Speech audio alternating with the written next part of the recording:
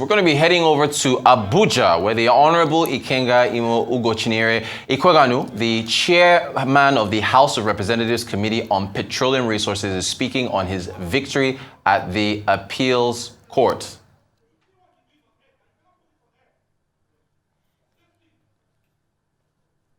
Thank you. Thank you, ladies and gentlemen, for coming. With me this morning are my brothers, Honorable Kobe, someone representing Guyak Shelling Federal Constituency in Adamawa State, and Honorable Aliyu Mustafa, representing Ekara, Kubo Federal Constituency of Kaduna State, and my humble self, Ikenga Imo Ugochinyere, representing Ideato North, Ideato South Federal Constituency, and DG of the PDP governorship campaign in Imo State. Let me start this briefing by appreciating the Nigerian judiciary for the landmark judgment the Court of Appeal delivered in Lagos in a sitting presided by Justice Guber and Justice Peter Afem and Justice Aisha Menoma, which reaffirmed the landmark victory that was secured at the election. And I also appreciate the President of the Court of Appeal for constituting a panel of justices who has the courage and the capacity to do justice to our case. And it's also important to appreciate the annexed House and security agencies who worked diligently on that election day to ensure that our election results were transmitted and our victory was also declared as required by the law. And let me also, before we start, express our solidarity and support to the Nigerian Labour Congress over the unfortunate incident which nearly led to the killing of the president of the country's Labour Congress. And it's important that from our intelligence, that attack on Comrade Ajero was aimed at pitching President Bola Ahmed Tinubu against Nigerian workers. Those who did that in Owerri wanted to create a distraction that would pitch workers against the federal government. And it's so unfortunate that up till now, the ringleader of those attackers have not been arrested. And the solidarity with NLC on the decisions that are taken over this attack.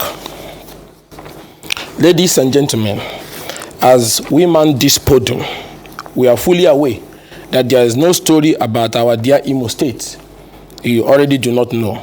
There is no aspect of misgovernance I will talk about you have not personally experienced.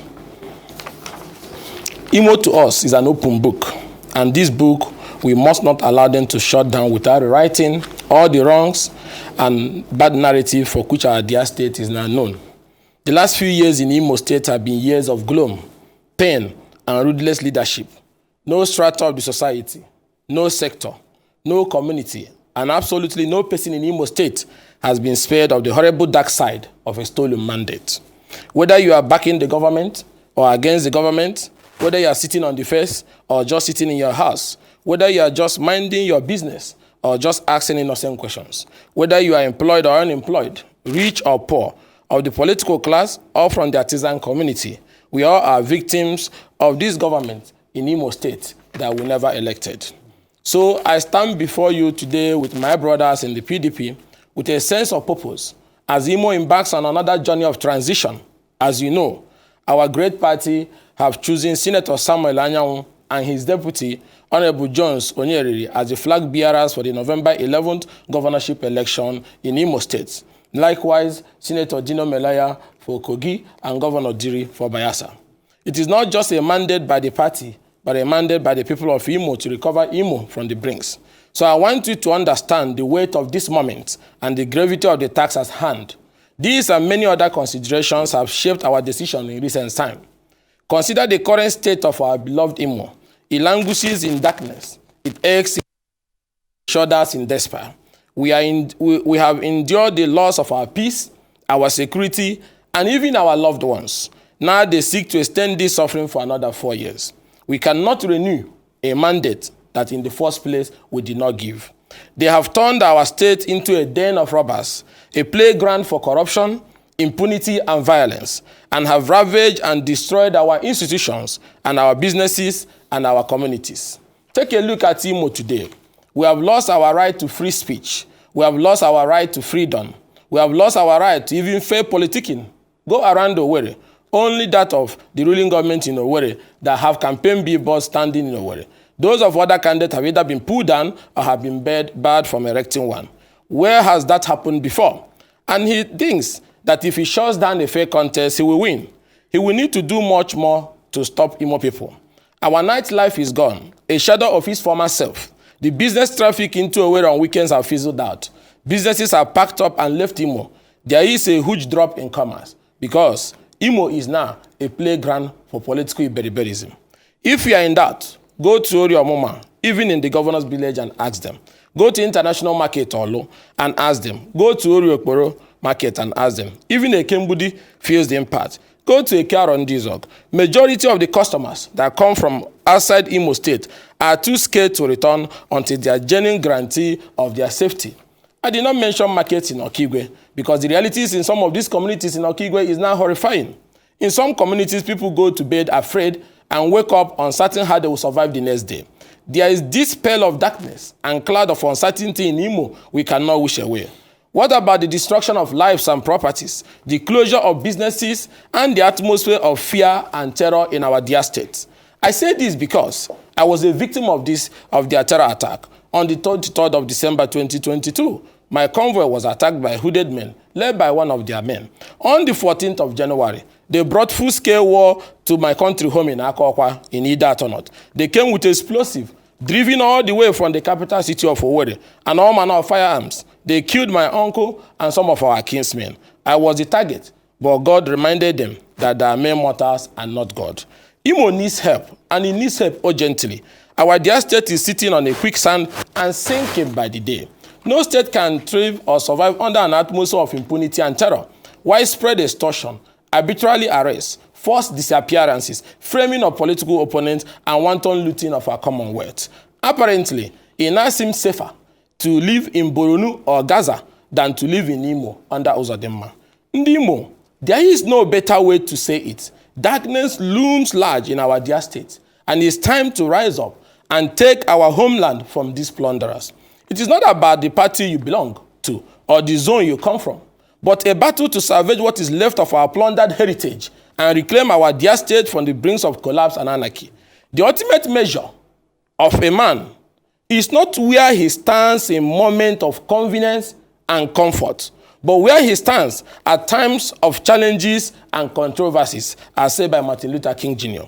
In view of the urgent task to save Imo from the brink of collapse and to save the lives of our people, I will be actively participating in the Saturday election and will be voting for the candidates of the PDP, my own party, Senator Samuel Anyanwu Sandadi, for the governorship seat of Imo State, and Right Honorable James Onyoriri as his deputy governorship candidate. I have directed all those who believe in my leadership, especially in Ideato North and South and greater part of Imo State, and our strong movement, the Grassroots Development Forum, the GDF, who I have talked to yesterday and who will be meeting today. My unquenchable commitment for democracy, justice, and people's interests is the reason I'm seeking your support to mobilize your household, supporters, and vote for PDP. Vote for Senator Samuel Anyanwu Sandadi.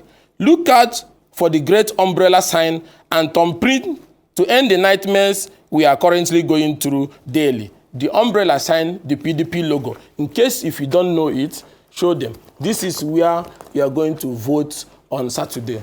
This is where you're going to vote on Saturday. This decision is born out of the urgent need to save Imo and the fact that in challenging moments where lives of the people are in danger, we all must have the boldness to put our individual political differences aside to save the common interests of our people before they completely destroy our people. This election is important in determining our desire to have decency over rascality. Let me also urge my fellow party members that are aggrieved. I have one question. In whose interest will the continued stay in power of the regime today in Imo serve? If you don't like Senator Samuel Anyanwu and our candidates, and you don't like Senator Tan of Labour Party, or General Gunenwu of Accord of AA Party, or Ijogu, to be honest, don't you think you are indirectly or directly working and aiding Hope Uzodinma to remain in office while saying that you are aggrieved? Think about the lives of people that are being lost every day and place it alongside your grievances and ask yourself, does it worth it? Let us remember our people that are in pain daily, those still missing, those in hospital, like our own brother, Ajero, NLC president, whose quest for governance and workers' welfare nearly sent him to grave in the hands of the sons of the Imo emperor. Every hour they stay in power is pain and destruction. And we can end that pain on Saturday if we all work together, despite our differences and party affiliation. Let's mobilize, let's vote, let's wait behind at the polling unit, let's defend it, let's ensure, as a matter of fact, that announcement and upload from polling units is done. Under no circumstances would that not be done. You must ensure that there is announcement and upload at the polling unit, and Imo will be free again. Come this Saturday election, I urge our party members in Imo, in Kogi State, in Bayelsa, to be vigilant and guide with their last breath the operation mobilize early to polling units, monitor and verify election material distribution, vote and wait behind until announcement and mandatory transmission of results are completed at the polling unit level. Verify and monitor the movement and distribution of this material. Go early to the polling units with your family and friends. Vote against them if they offer you money. Wait behind after voting. I'm repeating because it's very important. Ensure immediate announcement after voting and mandatory transmission of the results. Video the announcement and upload immediately and share it, including the pictures of the result that must be pasted on the wall before any next staff moves out from the polling unit.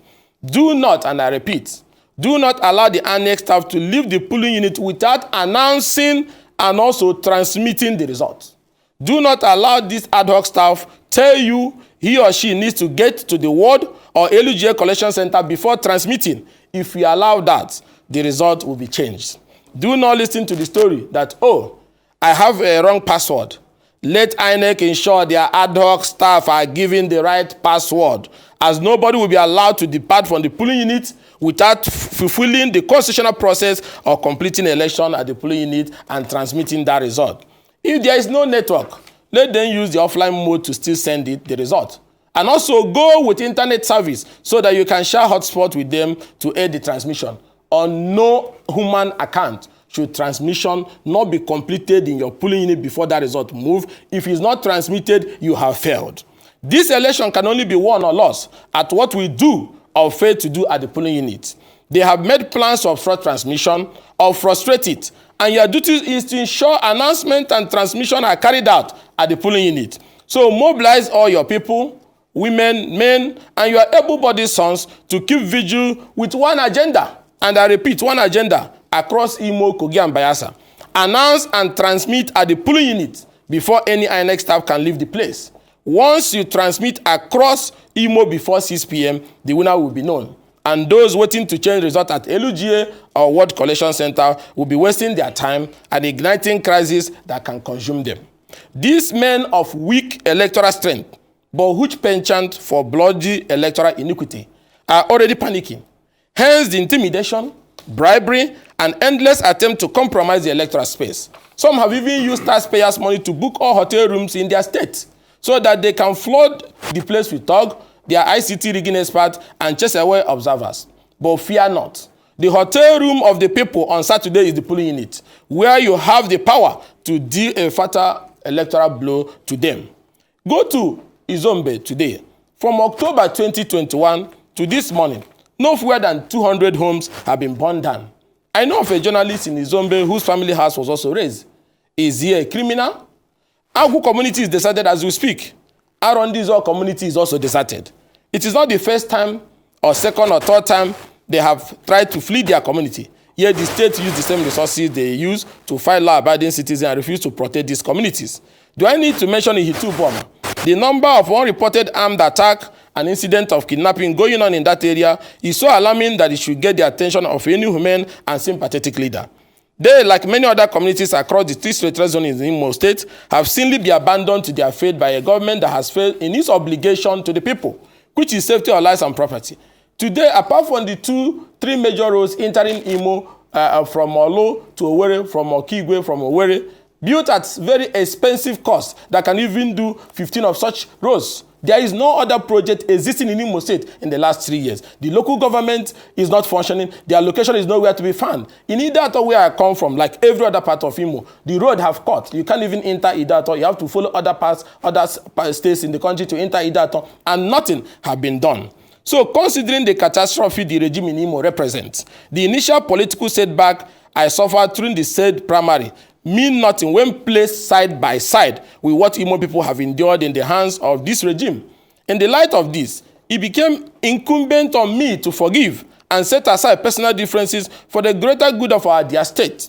It was Benjamin Franklin who said, after the Treaty of Paris and resolution of the British and American War on 27 July 1783, in his letter to Sir Joseph Bank, he said, there is never a good war or a bad peace. The right heart exceeds all. My heart is good and has exceeded all wrongs. It is time to let go of our personal differences for the collective good. When darkness looms large, as it is the case today in our dear state, then we must set aside our differences, unite and fight for it. So all those text messages and voice notes about my body language and political choice ahead of November 11 should stop forthwith. Imo comes first, and this is where I stand, and this is where I differ with others. I have therefore resolved, like I said before, after due consultation with our people, our leaders, our political associate, the GDF family, the irrepressible people of Ideato Nation, the good and long-suffering people of Imo State, and indeed, all of us of good governance and humanity, to fully, and I repeat, to fully support our party, the PDP, and our governorship candidate, Senator Samuel Anyanwu Sandaji, and his deputy, Honorable Jones Onyeriri, to contribute my quota in the effort to put an end to the ugly reign of pain, destruction, and looting in Imo State. I have often asked myself, what if I had died in the hands of those state-backed assassins recruited from the force? The vehicle that conveyed the bomb that detonated in my premises came all the way from Owerri, passing all the checkpoints. That was possible because the assassins were escorted by somebody into my domain. When Uzodinma lost it all was when he thought I was going to die and came on TV to lie against me and the dead and the living, that I brought the attack on myself. But unfortunately, I want to tell him I did not die, I'm alive.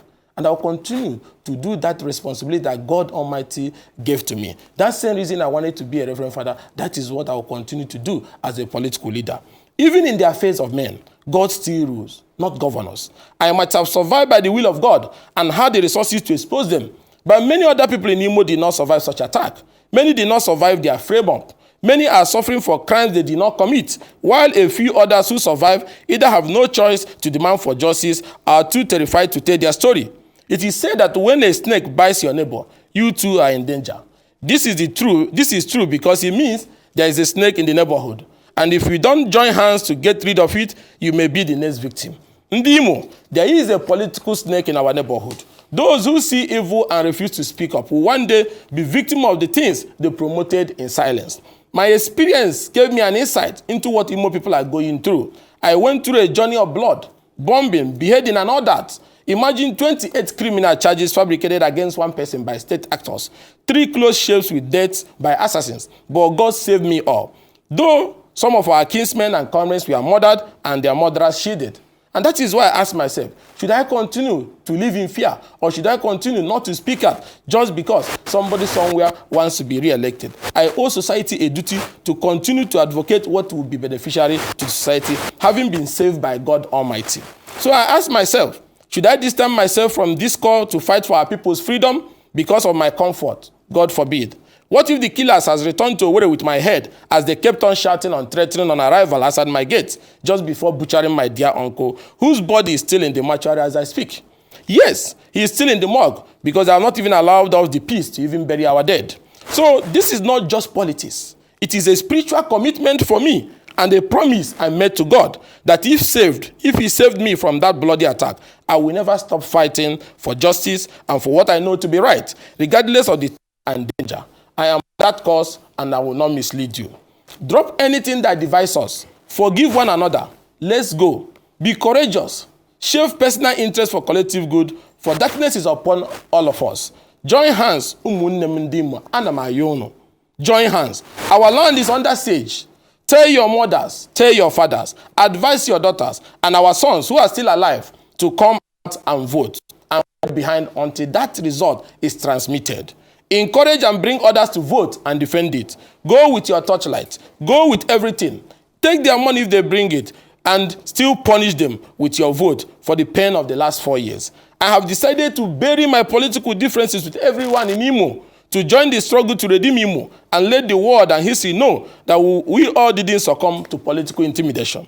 We are all witnesses to how men of little morals and no honor saw the idea of Imo Charter of Equity, and like everything they do, rigged it into Charter of Iniquity. If they had any shred of conscience, they would have considered the weighty fact that Olu had been to the Douglas House for the nearly 24 years since 1999, while Owerri zone is yet to last up to 2 years in government house. The nearest to Olu is Okigwe, which has enjoyed just 4 years in power since 1999. Yet, a bunch of political opportunities gathered and initiated a Charter of Equity for which they allocated another 4 years to Olu, or better put, to Uzodinma. The irony is that we have seen some Owerri people whose mandate is being stolen, clapping and cheering Uzodinma's new Charter of Iniquity. The political implication is that if Owerri zone fails to recover their mandate from the usurpers, or Okigwe, they would have effectively forfeited the privileges of zoning and thrown the contest open for all comers from the senatorial zone going forward. To put it in a broader perspective, if Owerri and Okigwe people allow these men whose stomach is their God to lead their argument, dictate their reasoning, insult their sensibility, then they have lost the sympathy of decent men and rendered their agitation for power sheet of no effect. First, you must agree that Uzodinma is incompetent to lead a state like Imo. And secondly, if Owerri genuinely desires power shift, then PDP is a party to vote. Samuel Anyanwu is a candidate to vote. But if they willfully choose to vote for an incompetent candidate from Olu, then people will definitely withdraw their sympathy, including me, and conclude that Owerri is not interested in power shifting to their zone. Owerri zone should ordinarily distance themselves from Uzodinma and his Charter of Iniquity on the grounds of his incompetence and such evident decadence that now threatens decent society. We all know we are also not on our way. We are gradually becoming a people to whom anything is acceptable just for a piece of bread. But we must rise and stop this ugly shift. It is time for men of conscience to take a stand and clean up our society, starting from ridding it of the moral and societal baggage the people in Imo today represent. I have a duty, not just as the DG of this campaign, but as the messenger of the people, to stand still till the end. The constant threat of assassination and other litany of threats cannot stop this march. Rather, it strengthens and reminds me of the woeful, decadent, barbaric, and lawless state of our dear state. I therefore call on Imo people to ignore their threats and their gra-gra. They brought it to Ideato. He boasted that he would take Ideato and crush us, and deployed his assets. But from outside Imo, we defeated Uzodinma and his candidates, who just won 1 polling unit, 1 out of 346. That is one of the great heroic elections in Nigerian history. From outside the election venue, from outside Imo, the opponent still went on with 1 polling unit out of 346. He was humiliated by the power of God and the will of the people. Learn from the Ideato experience. Learn from the courage me and my people in Ideato exhibited. Everybody in Imo, everybody in Kogi, everybody in Bayelsa. You can do it. It was a story of courage forged around the individuality of the people who worked as leaders themselves, manned their areas, and defended their land from evil. They owned the project, defied their threat, and elected me even in my absence. Indeed, posterity will be kind to Ideato. We call on INEC to be very careful with the staff they will be posting for the election. The rumors of plans to bypass the beavers, block transmission, upload false accreditation, and so on and so forth must not happen. Let the November Imo governorship election be free, fair, and credible. Let not toy with the people's sensibility and temperament. You may not like my face. I won't even beg you to like my face. You may also not like my style. I won't even beg you to like my style. Or my tone of voice. I won't even beg you to like the tone of my voice. But at least love yourself. So vote for your safety and well-being. Vote so that your old parents in the village will no longer have to run into the bush in the middle of the night. Vote for all the families rendered homeless for no crime of theirs. Vote that your son that have just dada on the head, they will not stop him, open his phone, empty his account, kill him and dump him by the roadside. You are not voting for me. You are voting for yourself. Vote for all these young men whose source of livelihood were destroyed without compensation in a state that has one of the worst unemployment figures. Vote for the Imo State of your dream, where your children and children can live in peace, not in fear. You must understand that you are different from them.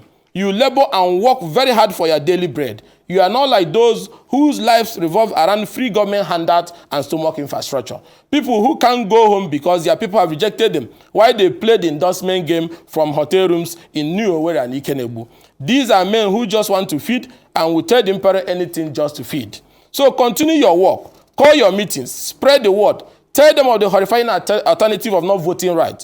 Do all that is within your power to mobilize the people around you to vote. Ignore those who are endorsing in Owerri. They will come back to meet you at home after you would have mobilized your polling unit to action, and surely we will do our endorsement from the polling unit. Have nothing to fear. There are arrangements underway to neutralize their ultimate plan of using violence to hijack coalition. This is the people's campaign. As such, every man in Imo is the DG of his polling unit. So take charge starting from this moment. There is nothing to wait for. Start preaching. Continue to preach. Tell them that Imo will be safe again only when they turn out very early, vote, wait behind, and ensure the mandatory transmission of that result. Wait for no one. Do the legwork, mouth work, and let the biblical mustard seed spread out and bamboozle them. And while they are still trying to understand what is going on, give them the defeat they deserve by voting them down in all polling units. For us on election day, it will be like I have said before, operation. Then wait and monitor the transmission of results. But before then, verify the results very well, because you know the character of this man I'm talking about. Verify the beavers very well that is working from the LUJ before they start moving. Let one or two polling units not miss, because that is the one they will use to upload that fake accreditation. Verify and check all materials before commencement of voting. Video the announcement of results, get the copies of the result. We do not need to remind you to guide your votes and materials and follow it directly throughout collection. Intimidation will come, but stand firm. Be bold, mobilize your youth and resist any intimidation. For those who are going to be sharing money, you can form yourself into civilian task force, grab them and deliver them to the nearest police station, because under the law, you have powers to do so, because sharing of money at polling unit is commission of crime. Nobody is more Imo than you are. Imo belongs to all of us, so prepare for it. The right thing must be done. These people, as you already know, are political cowards and have never won an election without rigging or intimidation. We beat them hands down like children in Ideato. We must all be proud of that, and Imo must learn from this courage we have exhibited. No apologies about that. We can beat them again in Imo State. So stand firm, stand strong. Imo is now a huge joke among the Committee of State. Government institutions have now been reduced to playthings for the governor and his friends, which is why they want to impose a forced silence on the people using intimidation and their usual scare tactics. We are aware that a lot of people in Imo have been shut down by the regime in Imo because they are aware that the state chief executive has his bag loaded with trumped-up criminal, because they will be charged with trumped-up criminal charges prepared in advance. And if as much as consistently hold a divergent political opinion and interrogate their lies, then you run the risk of being slammed with one of their assorted criminal charges, and shortly after, they will unleash their militia squad on you. To our dear President and Commander-in-Chief, this is the first election to be conducted under your leadership as President. The world will be watching and waiting eagerly to evaluate this election and use it as an index of your preparedness to enforce institutional reforms and to ascertain if you allow the continued escalation of our security apparatus by desperate politicians in different states. We are begging the President, and we know that the President will help Imo people freely elect their leadership.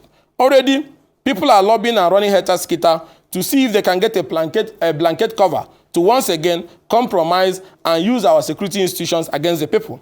If this is allowed, the backlash and widespread condemnation that will follow will rub off negatively on the new administration, and that is why we strongly believe the president will not be part of that. As an Edeko chieftain and a man with a strong history of involvement in the Nigerian democratic process, we urge you, dear Mr. President, to categorically order and insist on a free, fair and credible conduct of election in Imo, Bayelsa and Kogi State come November 11, 2023. You have already said that, and we also want you to continue to reinforce that until Saturday. Like my father once told me, there are people in life, Mr. President, who are not worth risking your name for. You are aware of how Uzodinma became governor of Imo State. The image of Nigeria and its judiciary took a big hit and are still suffering for that indiscretion. And as such, my dear President, any action or inaction that may seek to reinforce such a person in power can only constitute bad publicity and an unwanted baggage to your young administration. Need I mention that the person in question lacks the consistency of character that will warrant our dear president to stake the image of his administration on a subject whose loyalty is still divided. Remember, Mr. President, I do not need to, but I will remind you now. Remember the sudden drafting of Ahmed Lawan to run for the APC presidential ticket. Did you do anything to Uzodinma? But that is the nature of Uzodinma, upon all that you have done for him. But he still drafted Ahmed Lawan to run for president. So remember the move to even lure Buhari to back Lawan. So remember the sudden swapping of delegate lists at APC presidential primary. I'm not against anybody supporting any candidate, but when a man goes to bring a particular candidate just to stop a party, it goes beyond, he has deeper interest because he may want to be a running mate. So remember the invisible, yet visible Asoro Kabada, work with them then. So Mr. President, except for providence, the intricate web of conspiracy weaving against you in the last APC primary would have sent you back to Bodilon, dejected and abandoned. But because of your political courage and capacity, you were able to neutralize the conspiracy of Uzodinma and Ahmed Lawan. So is this the person you will risk your young administration integrity? We know you will not do that. The president should therefore know, and they already know the character of the men in Imo, and be mindful of any association that could rub off negatively on this administration. Yet, yes, let the man carry his cross. Let Imo people decide his fate and pay him back for the disservice he has rendered. The president and his handlers cannot be unaware of the fact that no good can come from any two-faced opportunist who, in what would have been a national tragedy, could have become a vice president if their clandestine plot against the incumbent president had succeeded. Now, I'm not a member of APC, but I raise this issue for Mr. President to be reminded of the character of people who are in this contest. Now, these gate-crashers are trying to use the same presidency they antagonize to advance their selfish political interests under the guise of being party members, helping Imo to have a credible election that will produce a people's governor. We know that be a landmark achievement for your administration. An election devoid of armed intimidation or the use of security men to aid an electoral haste against the good people of Imo State will be a worthy legacy of long-term beneficial consequences that will indeed show that the renewed hope agenda is on the march. We also want to use this opportunity to seek the support of the DGDSS, NSA, Inspector General of Police, NSCDC, Chief of Defense Staff, Chief of Army Staff, and the Chief of Naval Staff towards a free, fair, and credible election in Imo State. We urge you not to fail the good people of Imo State and not to fail Nigerians, and not to fail Mr. President, who has given you people marching order to ensure a credible election. We urge you not to fail.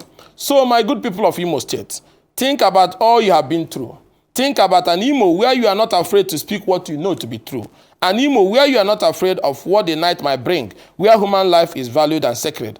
Think about the courage I exhibited in the face of this intimidation. I could have given up, but I have a duty to society. If I can do it, you can do it. There's nothing that was not done on human aid. Security report was even falsified, fabricated, that I'm sponsoring killings all over the country. Look at me. If I'm sponsoring killing, why don't you arrest me? And then suddenly people were doing all these things just to destroy an innocent young man. But I continue to have my faith in God, and I continue to seek protection of God as spelled out in Psalm 23, Psalm 35, and 37. And that is why I'm alive today.